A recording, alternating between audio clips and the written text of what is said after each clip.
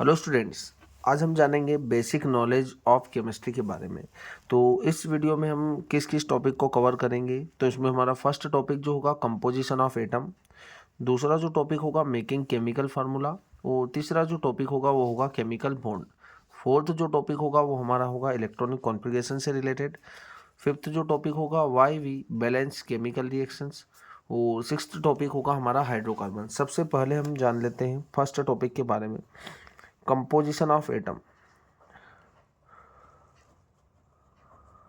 Composition of atom.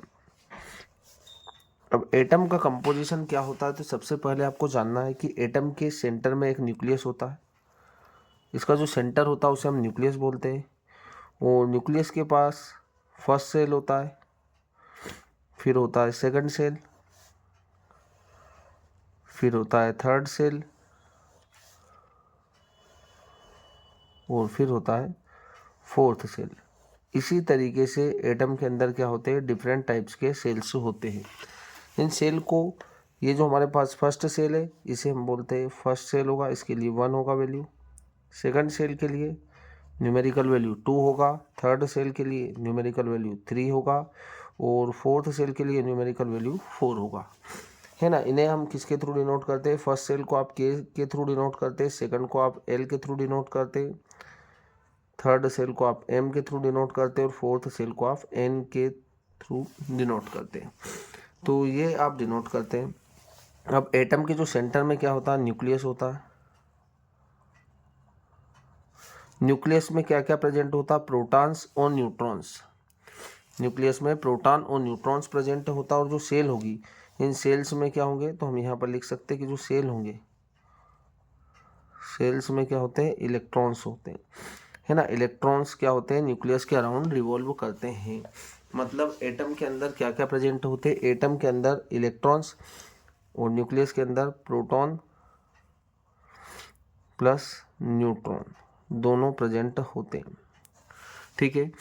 तो nucleus के अंदर न्यूट्रॉन्स और प्रोटॉन्स प्रेजेंट होंगे, और जो सेल होगी उसमें इलेक्ट्रॉन्स प्रेजेंट होंगे। अब आपको पता करना है कि देखो फर्स्ट सेल में कितने इलेक्ट्रॉन्स होते हैं, तो आपको एक फार्मूला याद रखना है, 2n स्क्वायर। क्या करना है, 2n स्क्वायर। जहाँ पर देखो फर्स्ट सेल है, फर्स्ट सेल के लिए n का वैल्यू कितना होगा, 1 होगा, है ना। तो आप यहाँ पर लिख सकते हैं for first shell n is equal to 1, ठीक है। n इज इक्वल टू 1, कितने इलेक्ट्रॉन्स होंगे, 2 इंटू 1 का स्क्वायर, कितने होंगे, 2 इलेक्ट्रॉन। मतलब आपकी जो फर्स्ट सेल होंगे, फर्स्ट सेल के अंदर कितने इलेक्ट्रॉन्स होंगे, 2 इलेक्ट्रॉन्स होंगे। For second shell, second shell में कितने इलेक्ट्रॉन्स होंगे, सेकंड सेल के लिए n का वैल्यू 2 होगा, तो 2, है ना। n का स्क्वायर मतलब n का वैल्यू हमारे पास है 2, तो 2 का स्क्वायर, टोटल कितना हो जाएगा हमारे पास 8। 2 2 जा 4 और 4 2 जा 8, मतलब सेकंड सेल के अंदर 8 इलेक्ट्रॉन्स होंगे। For third shell, third shell की हम बात करें तो थर्ड सेल में आपके पास होंगे n इज इक्वल टू 3, है ना। थर्ड सेल के लिए n का वैल्यू 3 होगा, 2 इंटू 3 का स्क्वायर कितने होंगे, 18 होंगे। For fourth cell, fourth cell के लिए n का वैल्यू कितना होगा, 4 होगा, 2 इंटू 4 का स्क्वायर इज इक्वल टू होगा 32। मतलब फोर्थ सेल में 32 इलेक्ट्रॉन्स होंगे। आप प्रोटॉन्स और न्यूट्रॉन्स को कंबाइनली क्या बोलते हैं, तो प्रोटॉन्स और न्यूट्रॉन्स को आपको बोलना है क्या, न्यूक्लियन। न्यूक्लियन भी बोला जाता है इन्हें, ठीक है। तो ये हमें याद रखना है कि एटम जो रहेगा उसके सेंटर में न्यूक्लियस रहेगा, और उसके आसपास सेल्स होगी। पहली सेल में 2 इलेक्ट्रॉन्स होंगे, दूसरी सेल में 8 होंगे, तीसरी सेल में 18 इलेक्ट्रॉन्स होंगे, चौथी सेल में 32 इलेक्ट्रॉन्स होंगे। मतलब atom is made up of electrons, protons और न्यूट्रॉन्स। किन सब एटॉमिक पार्टिकल से बनता है, इलेक्ट्रॉन, प्रोटॉन्स और न्यूट्रॉन से बनता है, ठीक है।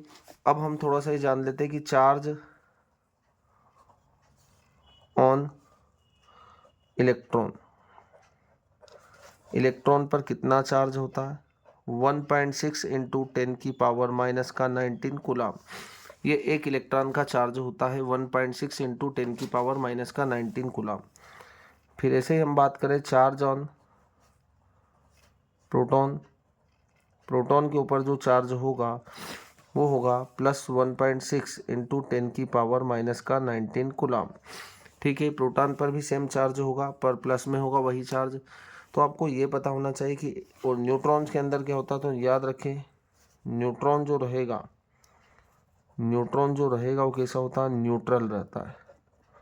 न्यूट्रॉन न्यूट्रल होता है, ये आपको पता होना चाहिए। तो ये तो हमारे पास था कंपोजिशन ऑफ एटम, मतलब एटम इलेक्ट्रॉन, प्रोटॉन और न्यूट्रॉन से मिलकर बना हुआ होता है।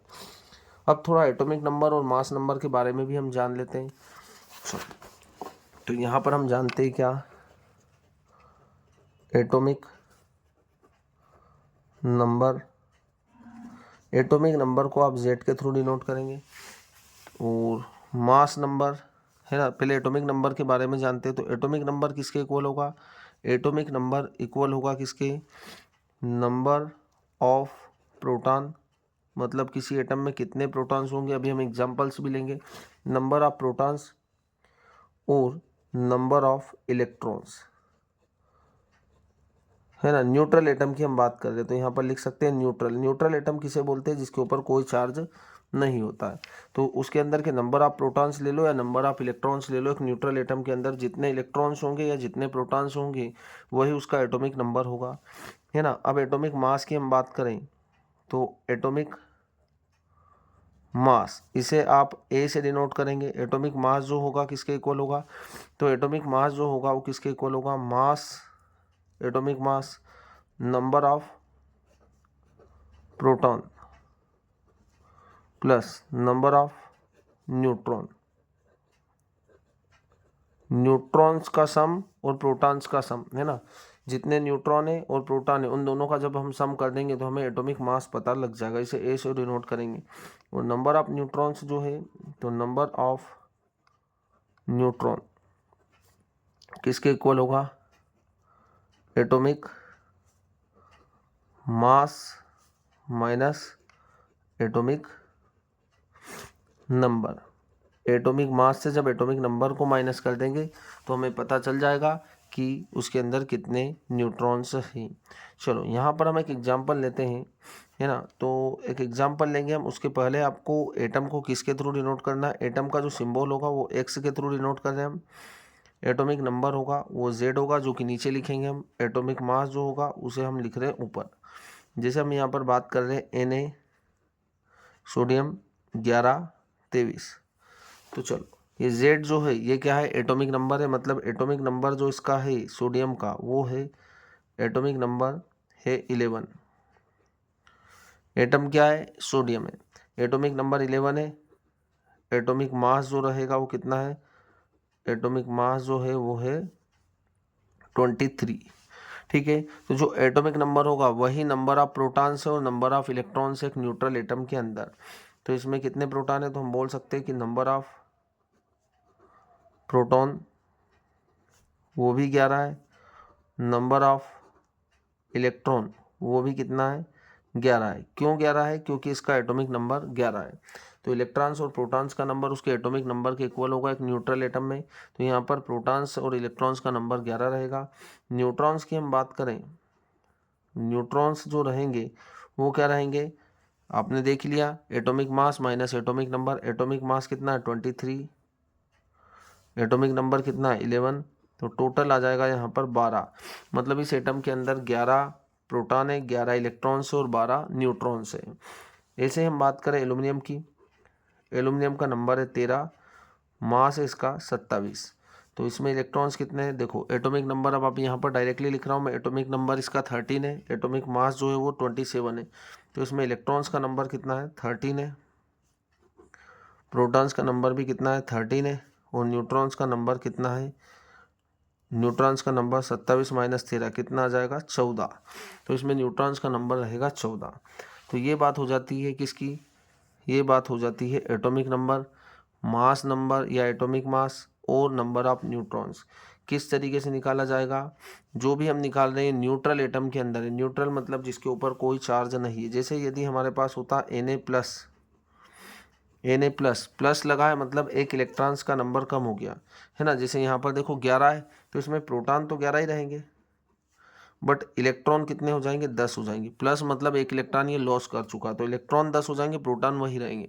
हमने यहाँ पर बात की न्यूट्रल एटम की, ठीक है। पर यहाँ पर यदि चार्ज है तो आपको जितना प्लस या माइनस जो भी लगा होगा, तो प्लस लगा होगा उतने इलेक्ट्रॉन्स आपको कम कर देना, जितना माइनस लगेगा उतना इलेक्ट्रॉन्स आपको बढ़ा देना है। न्यूट्रॉन्स पर कोई इफेक्ट नहीं होगा इस चार्ज का, तो न्यूट्रॉन्स कितना रहेगा, इसका मास होता है 23 में से 11 को माइनस करेंगे तो न्यूट्रॉन्स रहेंगे 12। मतलब देखो सिर्फ इलेक्ट्रॉन्स ही अफेक्ट हो रहे हैं प्लस और माइनस से। जैसे Cl माइनस होता, ठीक है, तो प्रोटॉन कितने रहेंगे इसमें 17, क्योंकि इसका एटॉमिक नंबर जो रहेगा वो 17 होता है। बट इलेक्ट्रॉन कितने हो जाएंगे, वो हो जाएंगे 18, क्योंकि एक माइनस लगा तो आपको एक इलेक्ट्रॉन्स बढ़ा देना। न्यूट्रॉन्स कितने होंगे, न्यूट्रॉन्स आपको देखो इसका होता है 35.5 और 17, ठीक है। 35.5 और 17, तो आपके पास कितना बचेगा, ये बचेगा हमारे पास 18.5 है ना। तो समथिंग 18 के इक्वल हमारे पास न्यूट्रॉन्स रहेंगे। तो इस तरीके से आपको इलेक्ट्रॉन्स, प्रोटॉन्स और न्यूट्रॉन्स को फाइंड आउट करना है। एटॉमिक नंबर क्या होता है, किस सेल में कितने इलेक्ट्रॉन्स रहेंगे, ये हमें समझ में आ जाता है, ठीक है। तो यहाँ पर हमारा फर्स्ट टॉपिक कंप्लीट होता है कि कंपोजिशन ऑफ एटम किस तरीके का होगा। अब दूसरा टॉपिक है मेकिंग अ केमिकल फार्मूला। तो हम सेकंड टॉपिक की तरफ मूव करते हैं। दूसरा जो टॉपिक है वो क्या है, मेकिंग केमिकल फार्मूला। अब केमिकल फार्मूला किस तरीके से बनाना है, तो सबसे पहले आपको एटम के ऊपर कितना चार्ज होगा, किस आयंस पर चार्ज कितना, वो याद रखना। जैसे हम बात करें सोडियम Na प्लस, इसे हम बोलते हैं सोडियम। कैल्शियम पर होता है 2 प्लस, याद रहे आपको। पोटेशियम K प्लस, ठीक है। एल्यूमिनियम 3 प्लस, ठीक है। एल्यूमिनियम के बाद होता है हमारे पास मैग्नीशियम Mg2 प्लस। इस तरीके से आपको क्या होना चाहिए, चार्ज पता होना। जिंक Zn2 प्लस, है ना। फिर हमारे पास जैसे सल्फेट SO4-2, इसे हम बोलते हैं सल्फेट। NO3-, इसे हम बोलते हैं क्या, नाइट्रेट। कार्बोनेट CO3-2, इसे हम बोलते हैं कार्बोनेट। फॉस्फेट PO4-3, इसे हम बोलते हैं क्या, फॉस्फेट, ठीक है। ऑक्साइड O2-, तो इसे हम बोलते हैं ऑक्साइड। S-2, से हम बोलते हैं सल्फाइड, ठीक है। इस तरीके से और भी यहाँ पर आयंस होते हैं, बट इतने आयंस सफिशिएंट है जिससे हम केमिकल फार्मूला बना सकें। और यदि आपको चाहिए इसका कि किस तरीके से केमिकल फार्मूले बनाना है, तो हमारी प्रीवियस वीडियो देख सकते हैं आप। सर्च करेंगे Anjani classes making chemical formula, तो आप सीख पाएंगे उसमें कंप्लीट हमने वीडियो बनाया हुआ है। अब आपको किस तरीके से केमिकल फार्मूला बनाना है, तो वहाँ पर आपको मिल जाएगा। देखो किस तरीके से, जैसे हमें बनाना है सोडियम सल्फेट, सोडियम सल्फेट का फार्मूला। तो सोडियम, अब सोडियम पर कितना चार्ज होता है, तो Na पर है प्लस का चार्ज। और सल्फेट, तो सल्फेट पर आपको दिख रहा है SO4-2, है ना। प्लस मतलब क्या है, 1, प्लस मतलब +1, है ना। SO4-2, तो आपको यहाँ पर माइनस नहीं लेना, आपको नॉर्मली 2 लिखना है। क्रॉस मल्टीप्लाई कर देंगे Na2SO4, तो आपके पास लिखना है क्या, Na2SO4। तो ये आपका फार्मूला होगा किसका, सोडियम सल्फेट का। जैसे आपको बनाना है क्या, पोटेशियम कार्बोनेट, पोटेशियम कार्बोनेट। अब पोटेशियम कार्बोनेट का फार्मूला हमें बनाना है, तो K पर आ जाएगा प्लस, ठीक है। K पर आ रहा है प्लस। कार्बोनेट, कार्बोनेट के लिए CO3-2, तो यहाँ पर आपको लगाना है CO3-2। इसके ऊपर +1 चार्ज है तो आपको यहाँ पर लगाना 1, इस पर -2 है मतलब आपको यहाँ लगाना 2। तो फार्मूला क्या बनेगा हमारे पास, K2 और CO3। फार्मूला हमारे पास होगा K2, है ना, K2 और CO3। तो ये हमारे पास फार्मूला होगा पोटेशियम कार्बोनेट का, ठीक है। फिर हम बात करें एल्यूमिनियम ऑक्साइड, एल्यूमिनियम ऑक्साइड। अब एल्यूमिनियम पर कितना चार्ज आपको दिख रहा है, +3, तो एल्यूमिनियम पर आपको लगा देना है +3। और ऑक्साइड की हम बात करें तो O पर आ जाएगा -2। यहाँ पर आपको दिख रहा होगा, यहाँ पर 3 है और यहाँ पर 2 है। माइनस प्लस आपको कुछ नहीं लगाना, जो भी नंबर होगा ऊपर जितना भी चार्ज होगा वो डायरेक्टली आपको लिख देना है। +3 है तो 3 माना हमने, मतलब 3 लिख देंगे। -2 है तो आपको 2 लिख दिया है ना, माइनस नहीं लिखना है। एल्यूमिनियम 2 होगा और ऑक्सीजन 3 होगा, तो आपको लिखना क्या है, Al2O3। ठीक है, पहले पॉजिटिव वाले को लिखना है ना। हम O3 पहले नहीं लिख सकते, एल्यूमिनियम प्लस में है तो आपको उसको पहले लिखना Al2O3। यहाँ भी देखो आपने K2CO3 1 टाइम, तो आपको माइनस वाले को या नेगेटिव वाले को बाद में लिखना इस तरीके से। जैसे यहाँ पर है एल्यूमिनियम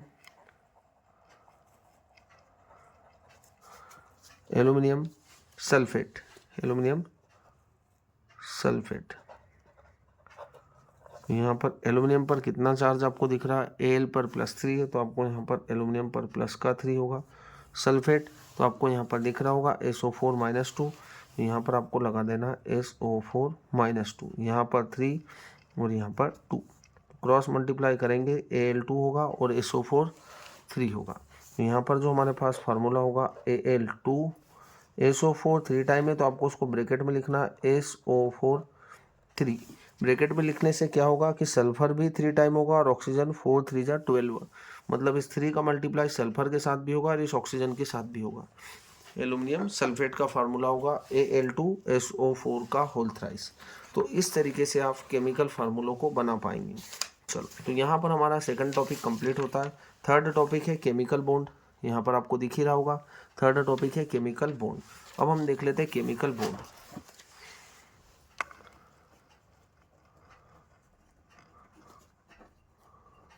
केमिकल बॉन्ड, अब केमिकल बॉन्ड क्यों बनता है, सबसे पहली बात बॉन्ड क्यों बनेगा।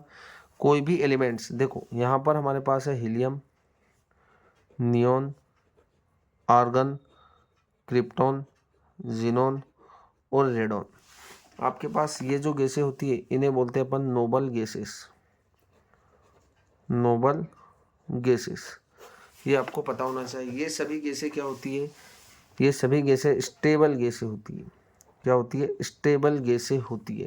हीलियम का नंबर होता है 2, नियॉन का नंबर होता है 10, आर्गन का नंबर होता है 18, क्रिप्टॉन का नंबर होता है 36, जीनॉन का नंबर होता है 54, रेडॉन का नंबर होता है 86। इन सभी के आउटर सेल में 8 इलेक्ट्रॉन्स कंप्लीट है और हीलियम के पास 2 इलेक्ट्रॉन्स कंप्लीट है, मतलब इन सभी का क्या है, ऑक्टेट कंप्लीट है। और इसका हीलियम का डुप्लेट, जिसका 2 इलेक्ट्रॉन्स पूरा होगा उसको हम बोलते हैं डुप्लेट। इसके डुप्लेट कंप्लीट है। किस तरीके से, जैसे हम बात करें हीलियम की, हीलियम का नंबर 2 है, इसकी के सेल में 2 इलेक्ट्रॉन है और के सेल की कैपेसिटी कितना होती है, 2 ही होती है, मतलब ये क्या है, स्टेबल है ना। हीलियम का नंबर कितना है, 2 है। ठीक है, तो इसकी फर्स्ट सेल में 2 इलेक्ट्रॉन्स है और 2 इलेक्ट्रॉन से मतलब इसका फर्स्ट सेल कंप्लीट है और फर्स्ट सेल कंप्लीट है तो ये स्टेबल है। जैसे हम बात करें कि इसकी नियॉन की, नियॉन का नंबर है 10। ठीक है, इसकी के सेल में 2 इलेक्ट्रॉन्स और एल में कितने, 8 इलेक्ट्रॉन्स है। अब के सेल की कैपेसिटी कितना होती है, 2 होती है और एल की कितना होती है, 8 होती है। यहाँ पर हम देख ही चुके हैं, फर्स्ट वीडियो या फर्स्ट टॉपिक में हमने कवर कर ही चुका है। फर्स्ट सेल की कैपेसिटी 2 होती है, सेकंड सेल में 8 इलेक्ट्रॉन्स होते हैं, मतलब यहाँ पर जो है सेकंड सेल इसका क्या है, कंप्लीट है, मतलब ये भी क्या स्टेबल है। ठीक है, ऐसे हम बात करते हैं आर्गन की, तो आर्गन का नंबर 18 है। फर्स्ट सेल में 2 इलेक्ट्रॉन्स है, सेकंड सेल में 8 है, थर्ड सेल में भी 8 है, मतलब इसका भी 8 इलेक्ट्रॉन्स कंप्लीट है। इस तरीके से ये सभी का ऑक्टेट क्या है, कंप्लीट है और हीलियम का डुप्लेट कंप्लीट है, मतलब ये सभी स्टेबल होते हैं। और कोई भी एलिमेंट्स क्या करेगा, कोई भी एलिमेंट्स जब केमिकल बॉन्ड बनाएगा तो वो क्या होगा, स्टेबल हो जाएगा। जैसे हम बात करते हैं हाइड्रोजन की, हम बात करते हैं हाइड्रोजन की, हाइड्रोजन के पास कितना इलेक्ट्रॉन्स है, हाइड्रोजन का एटॉमिक नंबर 1 है, इसके के सेल में 1 इलेक्ट्रॉन्स होता है। अब H यहाँ पर 2 है, हाइड्रोजन के पास 1 इलेक्ट्रॉन्स है, इस हाइड्रोजन के पास भी 1 ही इलेक्ट्रॉन है, दोनों इलेक्ट्रॉन्स को शेयर करेंगे, जिससे इस हाइड्रोजन के भी 2 इलेक्ट्रॉन्स पूरे हो गए और इस हाइड्रोजन के भी 2 इलेक्ट्रॉन्स पूरे हो गए, मतलब ये किसके सिमिलर हो गए, ये हीलियम के सिमिलर हो गए, मतलब ये स्टेबल हो गए। तो कोई भी एलिमेंट से या कोई भी एटम मॉलिक्यूल कब बनाएगा, जब उसे स्टेबल होना होगा। जब ये बॉन्ड बना लेंगे तो ये क्या हो जाएंगे, स्टेबल हो जाएंगे। स्टेबिलिटी को अचीव करने के लिए कोई भी एलिमेंट्स क्या करता है, केमिकल बॉन्ड बनाता है। जैसे हम बात करते हैं ऑक्सीजन की, O2, ऑक्सीजन का नंबर है 8, के सेल में इलेक्ट्रॉन्स होते हैं 2 और एल में कितना होता है, 6 होता है। एल में कितना होता है, 6 होता है। तो आपको सिर्फ ये आउटर सेल के इलेक्ट्रॉन्स को ही ऑक्सीजन के आसपास बना देना। ऑक्सीजन हमारे पास 2 है, एक ऑक्सीजन के पास आउटर सेल में 6 इलेक्ट्रॉन्स है तो हमने बना दिए 6 इलेक्ट्रॉन्स। इस ऑक्सीजन के पास भी 6 इलेक्ट्रॉन्स है तो हमने बना दिए 6 इलेक्ट्रॉन्स। अब यहाँ पर 2 इलेक्ट्रॉन्स का शेयरिंग होगा, जिससे इस ऑक्सीजन के 8 इलेक्ट्रॉन्स कंप्लीट हो गए और इस ऑक्सीजन के भी 8 इलेक्ट्रॉन्स कंप्लीट हो गए। मतलब ये O2 ये स्टेबल हो चुका है। देखो इस ऑक्सीजन के पास 6 थे, अब 2 इलेक्ट्रॉन्स इसके भी जुड़ जाएंगे इसके साथ, तो टोटल इसके पास यहाँ पर कितने हो गए, 8 हो गए। मतलब ये किसके सिमिलर हो गया, ये नियॉन के सिमिलर हो चुका है, मतलब ये स्टेबल हो चुका है ना। इस तरीके से केमिकल बॉन्ड बनता है। जैसे हम बात करें Cl2 की, क्लोरीन का नंबर होता है कितना, 17, के सेल में 2, एल सेल में 8, एम में 7, मतलब क्लोरीन के पास 7 इलेक्ट्रॉन्स होते हैं। तो यहाँ पर आपको क्लोरीन को बनाना है और क्लोरीन के 7 इलेक्ट्रॉन्स को बना देना है। तो ये क्लोरीन है, इस क्लोरीन के आउटर सेल में 7 इलेक्ट्रॉन्स है। जब एक इलेक्ट्रॉन्स को शेयर करेंगे तो ये इस क्लोरीन के भी 8 पूरे हो गए, इस क्लोरीन के भी 8 इलेक्ट्रॉन्स पूरे हो गए, मतलब इनके बीच में एक ही केमिकल बॉन्ड बनेगा। और यहाँ पर 7 इलेक्ट्रॉन्स थे, अब एक इलेक्ट्रॉन्स इस क्लोरीन का भी इसके साथ जुड़ जाएगा, टोटल यहाँ पर हो गया 8, मतलब ये आर्गन के सिमिलर हो चुका है। यहाँ पर 8 हो जाएंगे टोटल, है ना। तो ये क्लोरीन आर्गन के सिमिलर हो जाएगा, मतलब ये स्टेबल हो जाएगा। और स्टेबल होना है तो केमिकल बॉन्ड तो बनाना ही पड़ेगा। केमिकल बॉन्ड में हर एक एटम किसके सिमिलर होगा, इनर्ट गैस या नोबल गैस या स्टेबल गैस के सिमिलर हो जाएगा, जिससे कि उसका ऑक्टेट और डुप्लेट कंप्लीट हो जाए। ऑक्टेट का मतलब 8 इलेक्ट्रॉन्स होता है, डुप्लेट का मतलब 2 इलेक्ट्रॉन्स होता है। इसीलिए केमिकल बॉन्ड बनता है। किन्हीं भी 2 एलिमेंट्स के या किन्हीं भी 2 एटम्स के बीच में केमिकल बॉन्ड बनेगा, मतलब वो स्टेबल हो चुके हैं। यहाँ पर एक एग्जांपल और हम देखते हैं CH4 का। CH4 का कार्बन 1 है, कार्बन का एटॉमिक नंबर होता है 6, इसकी के सेल में 2 इलेक्ट्रॉन्स है, एल में 4 इलेक्ट्रॉन्स है। हाइड्रोजन 4 है, यहाँ पर हाइड्रोजन का एटॉमिक नंबर 1 है, इसके आउटर सेल में 1 ही इलेक्ट्रॉन्स है। तो आपको कार्बन के अराउंड 4 इलेक्ट्रॉन्स और हाइड्रोजन के अराउंड 1 इलेक्ट्रॉन्स दिखाना है। ये कार्बन 1 है और ये हमारे पास 4 हाइड्रोजन है। कार्बन के पास कितने इलेक्ट्रॉन है, 4, 1 2 3 4। हाइड्रोजन के पास एक एक इलेक्ट्रॉन्स है, तो ये हाइड्रोजन के इलेक्ट्रॉन है। एक इलेक्ट्रॉन इधर शेयर होगा, एक इस साइड शेयर होगा, एक इस साइड शेयर होगा, एक इस साइड शेयर होगा। अब देखो कार्बन के 8 इलेक्ट्रॉन्स पूरे हो चुके हैं, हाइड्रोजन के भी 2 इलेक्ट्रॉन्स पूरे हो चुके हैं, हाइड्रोजन के भी इधर भी 2 इलेक्ट्रॉन्स, हाइड्रोजन के 2 इलेक्ट्रॉन्स और इधर भी हाइड्रोजन के 2 इलेक्ट्रॉन्स पूरे हो चुके हैं।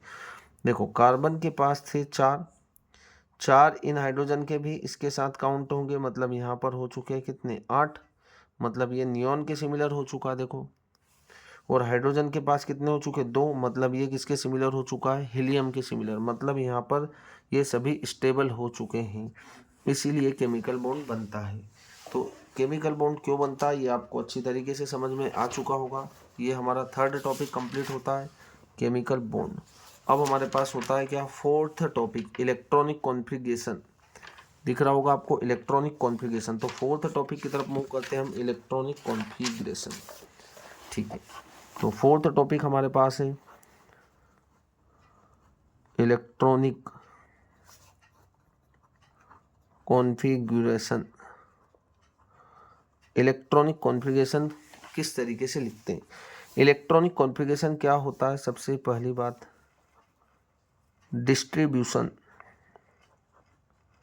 Distribution of electrons in sales.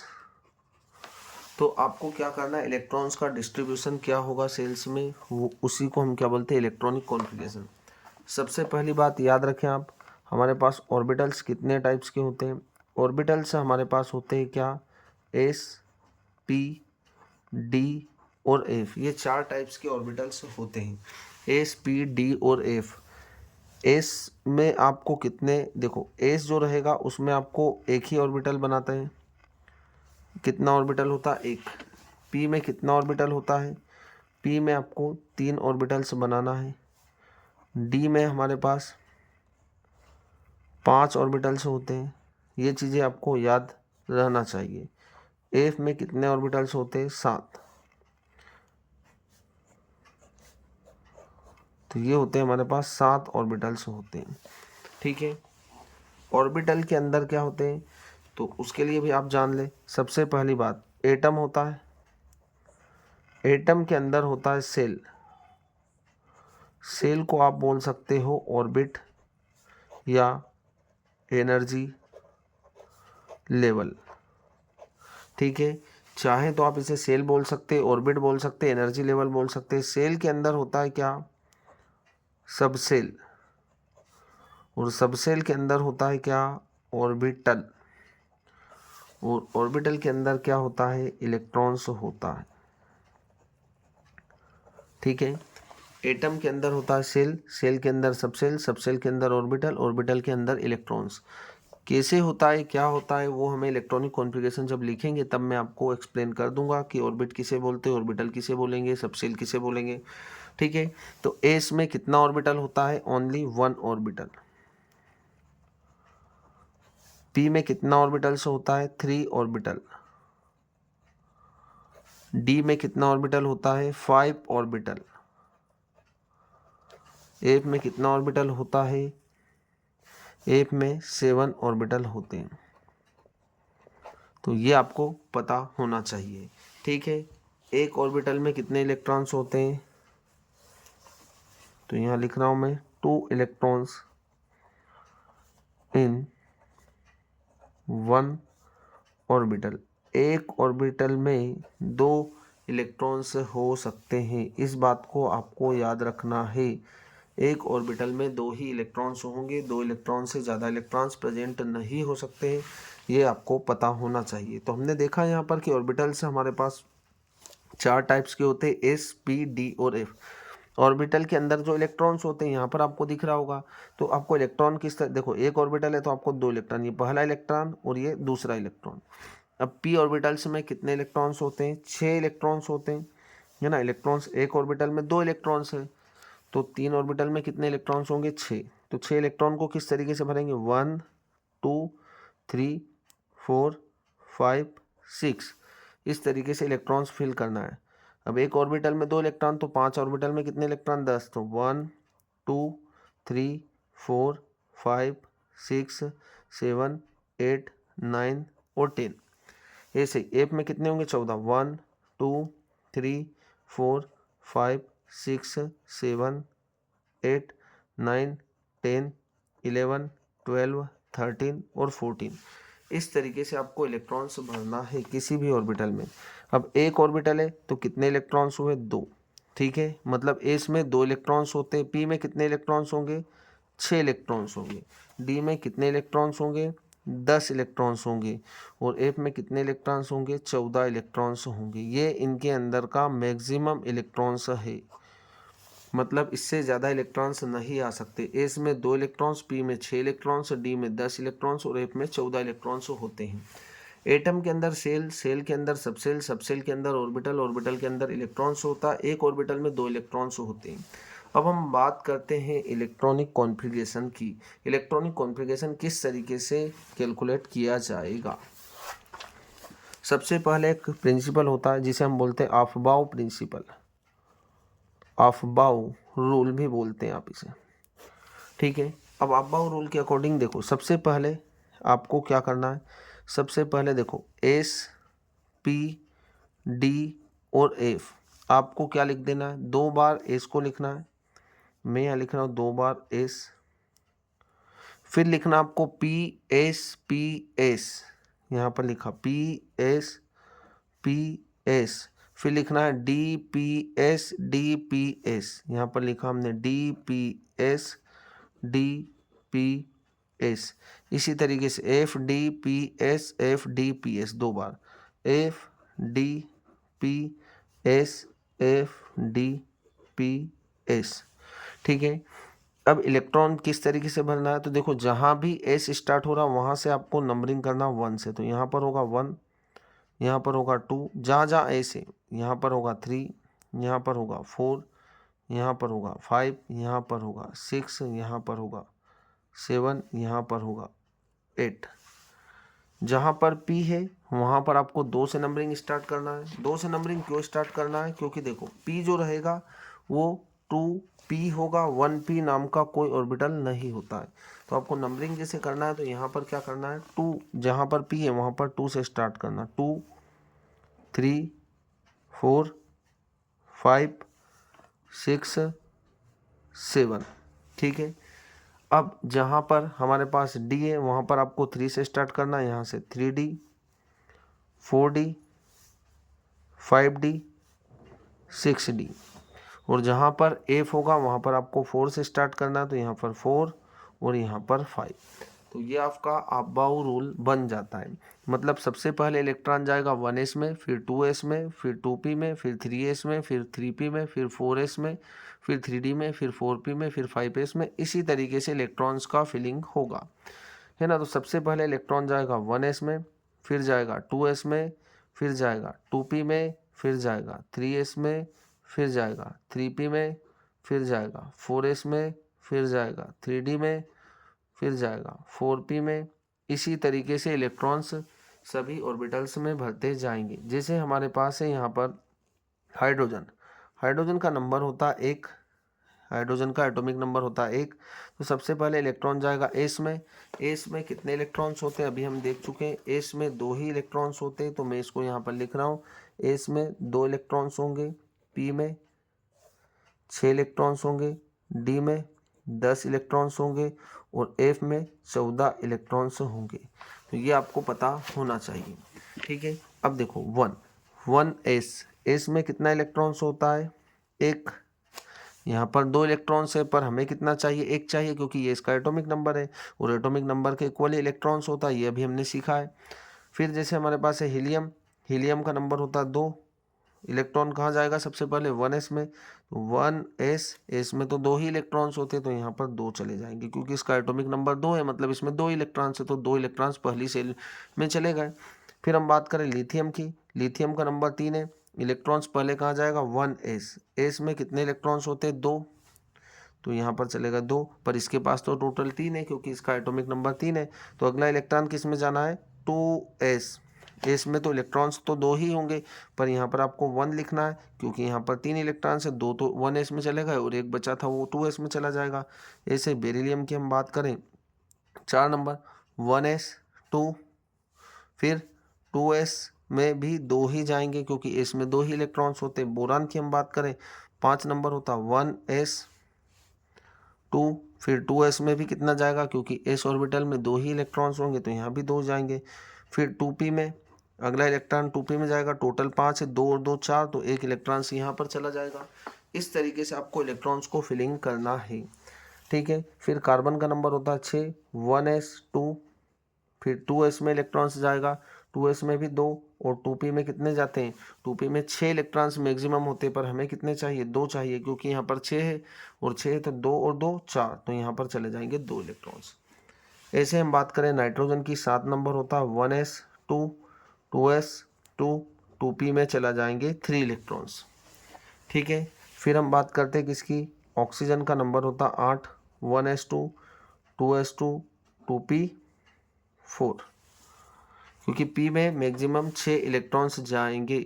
मतलब जब तक p ऑर्बिटल फुल नहीं भरेगा तब तक इलेक्ट्रॉन इसमें ही जाते रहेंगे। जैसे हम बात करें फ्लोरीन की 9 1s, पहला इलेक्ट्रॉन 1s में ही जाएगा, फिर दूसरा इलेक्ट्रॉन 2s में जाएगा, s में 2 ही जाते हैं, टोटल कितने हो गए 4, पर हमें कितने चाहिए 9, फिर जाएंगे 2p में 5 इलेक्ट्रॉन्स। ऐसे ही नियॉन की बात हम करें तो नियॉन का नंबर है कितना 10 1s 2 2s 2 और 2p 6।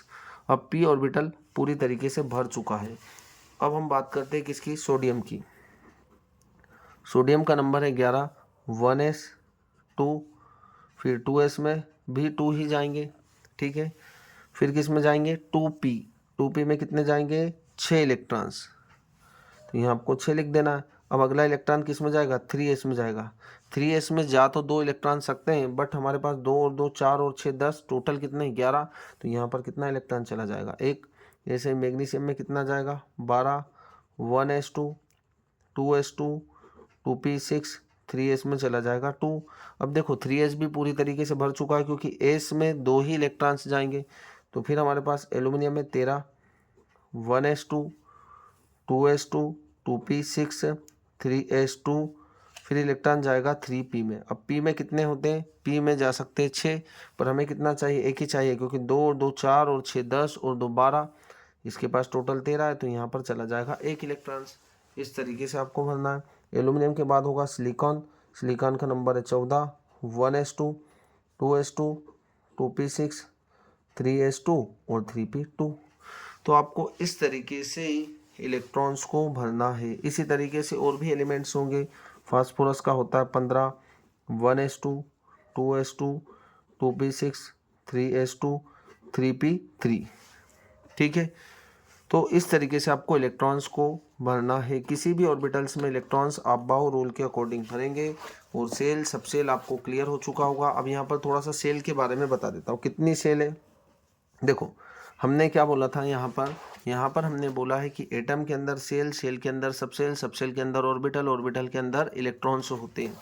अब हम यहाँ पर बात करते हैं, तो चलो यहीं पे मैं इसको लिख देता हूँ जिससे आपको क्लियर हो पाएगा। जैसे हम फास्फोरस की बात करें, फास्फोरस का नंबर 15 है, 1s2, 2s2, 2p6, 3s2, 3p3। ठीक है, 2 और 2 4 और 6 10 और 2 12 और 3 15, इलेक्ट्रॉन्स इसमें 15 है। अब देखो सबसे पहले एटम की बात करते हैं हम, तो एटम कौन सा है, तो आपको दिख रहा है एटम जो है वो फास्फोरस है। ठीक है, फिर उसके अंदर सेल कितनी है, तो देखो सेल कितनी है, यहाँ पर ये फर्स्ट सेल है, ये पूरी सेकंड सेल है और ये थर्ड सेल है, मतलब सेल इसमें कितनी है, 3 सेल है। फिर बात करें हम सब सेल की, सेल के बाद क्या है, सब सेल। तो सब सेल कितनी है इसमें, देखो एक सेल है, इस सेल के अंदर कितनी सब सेल है, एस और पी, 2 सब सेल है, और 2 ये 3s और 3p, ये 2 सब सेल, ये 2 सब सेल 2s और 2p, और ये एक। तो टोटल इसके अंदर सब सेल है कितनी, 5। सब सेल के अंदर ऑर्बिटल, ऑर्बिटल कितने हैं, देखो ऑर्बिटल कितने हैं, देखो एस में कितना ऑर्बिटल होता है, यहाँ पर आपने देख लिया एक ही होता है, तो एक ऑर्बिटल इसका, एक ऑर्बिटल इसका, ये भी 2s है, इसके पास भी एक ही ऑर्बिटल है। पी में कितने होते हैं, पी में 3 होते हैं, तो 1 और 1 2 और 3 5, 5 और 1 6 और 3 9, टोटल कितने ऑर्बिटल है इसके पास, 9 ऑर्बिटल है।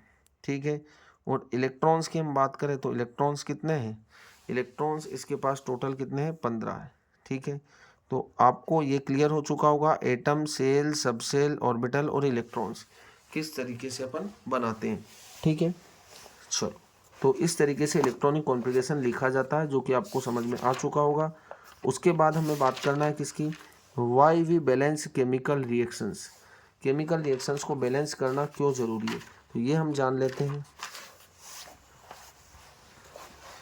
5th टॉपिक है हमारे पास, why we balance chemical reaction, chemical reaction, chemical reactions को बैलेंस करना क्यों ज़रूरी है। सबसे पहले आप देखें यहाँ पर, हम यहाँ पर लिखते हैं मैग्नीशियम प्लस ऑक्सीजन, हमारे पास बना क्या, मैग्नीशियम ऑक्साइड। अब हम बात करते हैं, ये हमारे पास अनबैलेंस रिएक्शन है। यहाँ पर मैग्नीशियम आपको रिएक्टेंट साइड एक दिख रहा है ना, एरो के इस साइड वाले पार्ट को हम LHS साइड वाले पार्ट को, ये LHS है, इसको हम बोलते हैं क्या, रिएक्टेंट, रिएक्टेंट। और RHS साइड वाले पार्ट को आप बोलते हो क्या, प्रोडक्ट। ठीक है, मतलब रिएक्टेंट का मास और प्रोडक्ट का मास क्या होना चाहिए, बराबर होना चाहिए, तब हम बोलेंगे कि बैलेंस केमिकल रिएक्शन है। और रिएक्टेंट के एटम्स और प्रोडक्ट के एटम्स इक्वल होना चाहिए, तभी हम बोलेंगे कि ये रिएक्शन क्या है, बैलेंस है। इधर देखो मैग्नीशियम आपको एक दिख रहा है, बट इधर भी मैग्नीशियम एक ही है। ऑक्सीजन इधर एक दिख रहा है, बट ऑक्सीजन इधर 2 है, मतलब ये रिएक्शन बैलेंस नहीं है। अब बैलेंस नहीं है तो क्या होगा, और फिर बैलेंस होने के बाद क्या होगा, ये आपको समझ में आ जाएगा। मैग्नीशियम का एटॉमिक मास होता है 24, एक मैग्नीशियम है तो 24 है। ऑक्सीजन का मास होता है कितना, 16, कितने ऑक्सीजन है यहाँ पर, 2, तो आपको 2 से मल्टीप्लाई कर। अब देखो 24 प्लस 32 टोटल कितना हो रहा है 56, मतलब यहाँ पर रिएक्टेंट का मास कितना है 56 है। अब इधर देखते हैं हम, मैग्नीशियम का मास है 24 और ऑक्सीजन का है 16, टोटल आ रहा है आपके पास कितना 40। क्या मास ऑफ रिएक्टेंट और मास ऑफ प्रोडक्ट इक्वल आ रहा है? नहीं आ रहा है। नहीं आ रहा है तो यहाँ पर जो है क्या करना पड़ेगा, हमें इसको बैलेंस करना पड़ेगा, क्योंकि mass can neither be created nor be destroy, मतलब आप मास को क्रिएट भी नहीं कर सकते और मास को डिस्ट्रॉय भी नहीं कर सकते हो। मतलब यहाँ पर आपको कितने मास का डिफरेंस आ रहा है 16 का, है ना। इधर देखो 16 कम है, इधर 16 ज़्यादा है, मतलब यहाँ तो मास क्या हो चुका है डिस्ट्रॉय हो चुका है। 16 मास तो गायब हो चुका है बीच का, इन दोनों के बीच का डिफरेंस कितना है 16 है ना। अब आपका 16 मास तो क्या हो चुका है डिस्ट्रॉय हो चुका है, बट ऐसा तो पॉसिबल है ही नहीं, मतलब आपको इस रिएक्शन को क्या करना पड़ेगा बैलेंस करना पड़ेगा, क्योंकि यहाँ पर मास क्या हो चुका है डिस्ट्रॉय हो चुका है और ये डिस्ट्रॉय पॉसिबल नहीं है, क्योंकि मास को आप क्रिएट भी नहीं कर सकते और डिस्ट्रॉय भी नहीं कर सकते, इसलिए आपको रिएक्शन को क्या करना पड़ेगा बैलेंस करना पड़ेगा। तो यहाँ पर एक मैग्नीशियम था, ऑक्सीजन ने से रिएक्ट किया तो यहाँ पर हमारे पास मैग्नीशियम ऑक्साइड बना, इधर मैग्नीशियम एक था इधर भी मैग्नीशियम एक था, बट ऑक्सीजन 2 था, तो आपको 2 कहाँ लगाना है यहाँ पर लगाना है। अब 2 लगाने के बाद यहाँ पर मैग्नीशियम भी 2 हो जाएंगे, ऑक्सीजन भी 2 हो जाएंगे। अब इधर मैग्नीशियम 2 है तो आप यहाँ भी 2 लगा देंगे, जिससे हमारी रिएक्शन देखो बैलेंस हो चुकी है। इधर भी मैग्नीशियम कितना, इधर भी मैग्नीशियम 2 है, ऑक्सीजन भी 2 है, इधर भी मैग्नीशियम कितना है 2 है, इस 2 का मैग्नीशियम के साथ भी मल्टीप्लाई है, ऑक्सीजन के साथ भी, और ऑक्सीजन भी कितना 2, बैलेंस हो गई। देखो अब मास ऑफ रिएक्टेंट और मास ऑफ प्रोडक्ट क्या आएगा इक्वल आएगा। देखो मैग्नीशियम का मास कितना होता है 24 होता है, पर किससे मल्टीप्लाई करेंगे आप 2, 2 इंटू 24, ऑक्सीजन 16 इंटू 2 कितना हो रहा है 32 और 48, ये हो रहा है आपका कितना 80। इधर भी देख लीजिए आप 2 इंटू मैग्नीशियम का कितना 24 और ऑक्सीजन का कितना 16, 40 2 जा 80। अब देखो मास ऑफ रिएक्टेंट और मास ऑफ प्रोडक्ट क्या आ रहा है इक्वल आ रहा है, इसलिए आपको रिएक्शन को क्या करना पड़ेगा, रिएक्शन को बैलेंस हमें करना पड़ेगा। किसी भी केमिकल रिएक्शन को बैलेंस इसलिए किया जाता है क्योंकि mass can neither be created या matter can neither be created nor be destroy, इसलिए हमें mass of reactant equal to mass of product. अब लास्ट टॉपिक हमारा जो है वो हम जान लेते हैं हाइड्रोकार्बन्स। लास्ट टॉपिक जो हमारा है वो हाइड्रोकार्बन्स का होगा। हाइड्रोकार्बन्स, हाइड्रोकार्बन किसे कहते हैं हम, carbon and hydrogen containing compounds को हम हाइड्रोकार्बन्स कहते हैं। कितने टाइप्स के होते हैं, ये हमारे पास 3 टाइप्स के होते हैं। एक होता है एल्केन, दूसरा होता है एल्किन और तीसरा होता है एल्काइन। एल्केन में कार्बन और कार्बन के बीच में सिंगल बॉन्ड होगा, एल्किन में कार्बन कार्बन के बीच में डबल होगा, एल्काइन में कार्बन कार्बन के बीच में ट्रिपल बॉन्ड होगा। यहाँ पर एल्केन का फार्मूला है CnH2n+2 है, इसका है CnH2n है, इसका होगा CnH2n-2 होगा। चलो यहाँ पर हम n का वैल्यू रखते हैं कितना 2। कार्बन हमेशा कितने बॉन्ड बनाएगा 4 बॉन्ड बनाता है, ये चीज़ आपको पता होनी चाहिए। कार्बन कितने बॉन्ड बनाएगा 4 बॉन्ड बनाएगा, 4 से ज़्यादा नहीं बनाएगा। n का वैल्यू 2 रखना है पूरे फार्मूले में। C कितना हो जाएगा 2, H 2 इंटू 2 प्लस 2, 2 2 जा 4 और 2 6 है, तो C2 हो रहा है और H 6 हो रहा है। यहाँ पर भी n का वैल्यू 2 रखेंगे, C2 H 2 इंटू 2, ये हो रहा है C2 H4 हो रहा है। यहाँ पर वैल्यू रखेंगे, n का वैल्यू कितना रख रहे हैं 2, तो C कितना हो जाएगा 2 H2 इंटू 2 माइनस 2, मतलब C2 और H2 हो रहा है। चलो यहाँ पर वैल्यू रखेंगे हम, कार्बन 2 है, सबसे पहले सिंगल बॉन्ड बना दीजिए सभी कार्बन की, यहाँ भी कार्बन 2 है और यहाँ भी कार्बन 2 है। हाइड्रोजन कितने 6 है, 1 2 3, इस कार्बन के 4 बॉन्ड पूरे हो गए, 1 2 और 3, इस कार्बन के भी 4 बॉन्ड पूरे हो गए। कार्बन 2 है तब आप यहाँ पर एथ प्रीफिक्स का यूज़ करेंगे, और सिंगल बॉन्ड है तब आपको क्या लगाना है यहाँ पर एन का यूज़ करना है, तो ये हो जाएगा इथेन। यहाँ पर 2 कार्बन है और 4 हाइड्रोजन है, तो यहाँ पर हमारे पास 4 हाइड्रोजन है। अब कार्बन की 4 वैलेंसी पूरी नहीं हुई है, इसलिए आपको यहाँ पर एक डबल बॉन्ड लगा देना है, जिससे 1 2 3 और 4, 1 2 3 और 4, दोनों कार्बन की 4 वैलेंसी पुली है, 2 कार्बन के लिए आप लगाएंगे एथ और डबल बॉन्ड आ जाएगा, तब आपको एथ इन सफिक्स का यूज़ करना है, तो इसका नाम होगा इथिन। ऐसे यहाँ भी कार्बन 2 है बट हाइड्रोजन भी 2 है।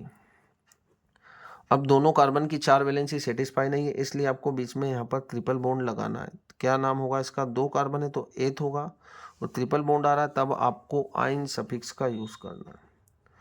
ठीक है, तो ये होगा alkane, alkene, alkyne, ethane, ethene, ethyne. इसी तरीके से एन का वैल्यू आप 3 भी रख सकते हैं, 4 भी रख सकते हैं, 5 भी रख सकते हैं, तो आपके पास हाइड्रोकार्बन्स बन जाएंगे। तो ये होगा आपका बेसिक केमिस्ट्री का फर्स्ट पार्ट। इसके बाद हम सेकंड पार्ट में देखेंगे, अगली वीडियो में सीख पाएंगे। यदि वीडियो आपको अच्छा लगा हो तो चैनल को ज़रूर सब्सक्राइब करें। Thank you.